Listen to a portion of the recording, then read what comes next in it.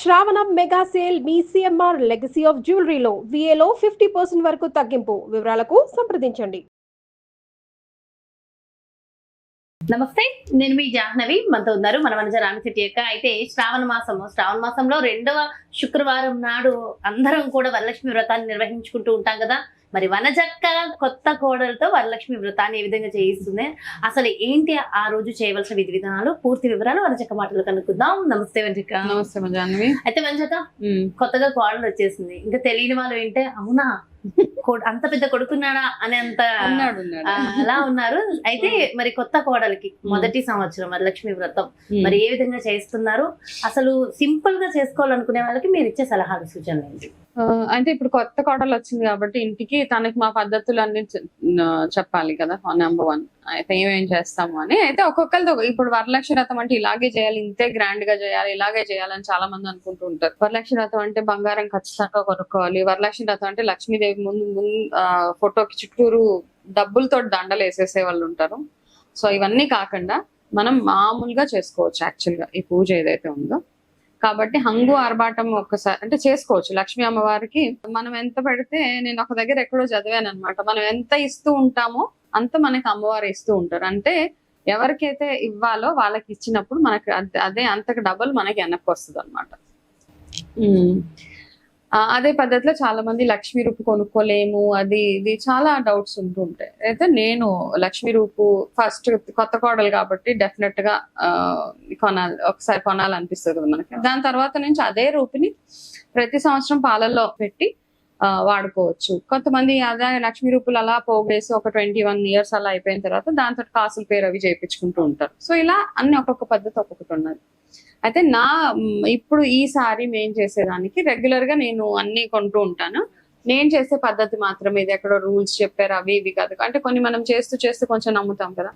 So అలాగే ఈసారి ఏం చేసామంటే లక్ష్మీ అమ్మవారికి ప్రీతికరమైనవన్నీ అన్నమాట. ఎవరైతే బంగారం ధర బాగా పెరిగిపోయింది కదా, ఎవరైతే రూపు కొనుక్కోలేము అనుకున్న వాళ్ళు, నేను ఇక్కడ పెట్టాను చూడు, ఇప్పుడే షాపింగ్కి వెళ్ళొచ్చు యాక్చువల్ గా. అదే నేను చూసాను ఇవన్నీ. సో అన్ని తీసుకొచ్చి పెట్టారు కదా. షాపింగ్కి వెళ్ళి వరలక్ష్మి షాపింగ్ అవన్నీ కంప్లీట్ చేసుకుని ఇప్పుడు ఏంటంటే లక్ష్మీ అమ్మవారికి రూపు పక్కన రూపు కొనుక్కోలేని వాళ్ళు ఎవరన్నా ఉంటే గనక నో ప్రాబ్లం అండి, పాత రూపుని కూడా కట్టేసుకోవచ్చు. లేదా ఒక పసుపు కొమ్మని లక్ష్మీ స్వరూపంగా భావించి పూజ అయిపోయాక అది మెడలో కట్టుకోవచ్చు. అది కాకుండా ఇంకా అమ్మవారికి ప్రీతికరమైనవి ఏంటంటో చూద్దాం. అమ్మవారికి ఏంటి ప్రీతికరం? శుచి శుభ్రత ఫస్ట్. ఓకే, అన్ని చక్కగా దులిపేసుకొని ఇల్లు ఆ పూజా స్థలం ఏదైతే ఉందో అది ఎంత బాగా, అప్పుడు పేడతో అలికే వాళ్ళం, ఇప్పుడు అలా లేదు కాబట్టి జాజితో అలికి చక్కగా మంచి ముగ్గులు రంగుల ముగ్గులు పెట్టండి. లక్ష్మీ అమ్మవారికి అన్ని మీరు ఎలా అయితే పూజ చేస్తారో వరలక్ష్మి వ్రతం కథ అవన్నీ చదివేసిన తర్వాత అమ్మవారికి ముందే కథకు చదవడం కంటే ముందే అమ్మవారికి కుంకుమ పువ్వుతోటి కలిపిన పాలతోటి అభిషేకం చాలా శ్రేష్టం అన్నమాట. దాని తర్వాత ఉత్తి పంచదారతోటి నేను చేసే పద్ధతి మాత్రమే చెప్తున్నాను. అయితే ఈ పంచదారతోటి అభిషేకం చేస్తాను.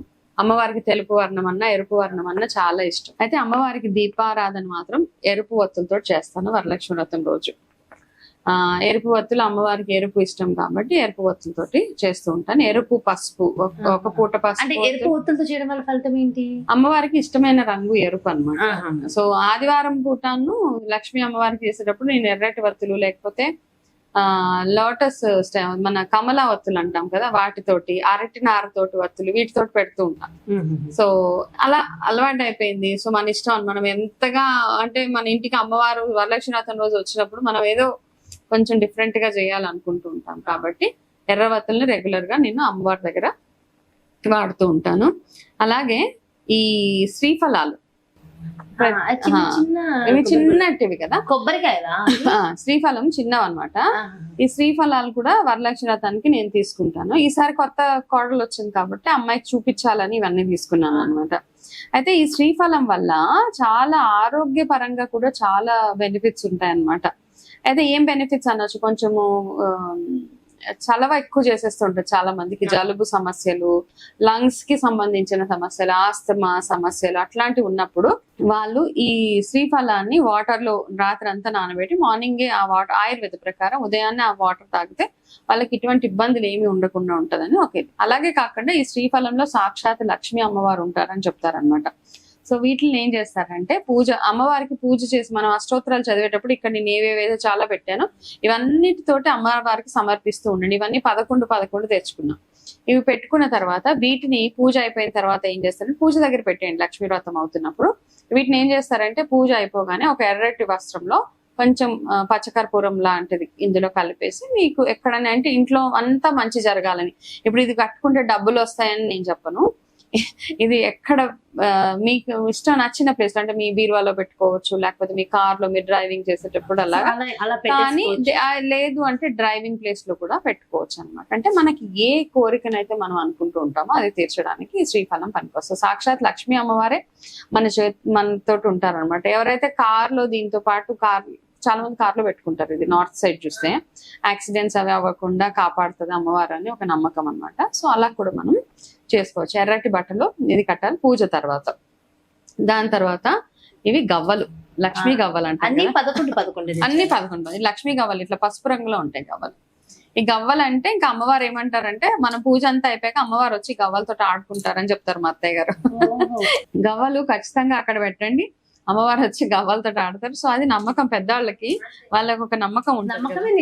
నిజం. సో ఈ గవ్వలు ఉంటే కూడా మన ఇంట్లో ఆర్థికంగా ఎటువంటి ఇబ్బందులు లేకుండా ఈ గవ్వలు ఉంటాయని, ఇవి కూడా పూజ అయిపోయిన తర్వాత ఏదైనా ఒక మంచి డబ్బాలో క్లీన్ గా ఉండే ప్లేస్ లో ఇవి పెట్టుకోండి, లేదా ఎర్రటి వస్త్రంలో కట్టి మీ బీరువాలో కానీ బిజినెస్ ప్లేస్ లో కానీ ఇవి పెట్టుకోవచ్చు. అలాగే ఇవి లోటస్ తామర పువ్వు గింజలు, ఇవి ఈ గింజల్ని కూడా తెచ్చుకొని చక్కగా అమ్మవారి దగ్గర పెట్టి పూజ చేసిన తర్వాత ఈ గింజల్ని మనం మనసులో ఒక కోరిక అనుకొని నీళ్ళల్లో వేసినా పెరుగుతాయి అనమాట. చిన్న కుండీ తెచ్చి, ఈ ప్రొసీజర్ తెలుసు కదా, ఇసుక వేసి అందులో ఈ గింజలు వేస్తే కొన్ని రోజులకి ఇవి చక్కగా పెరుగుతాయి. చిన్న మొక్కలాగా వస్తుందా?